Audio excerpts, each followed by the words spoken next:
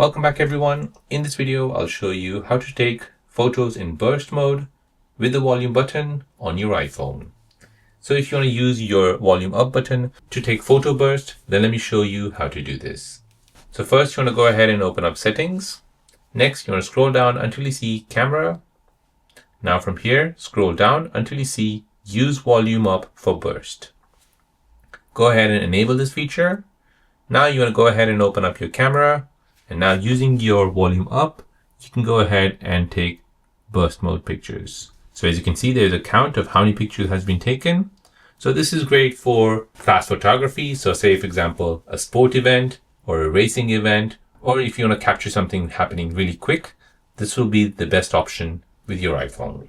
So there you go, guys. That is how to take photos in the burst mode with the volume up button on your iPhone.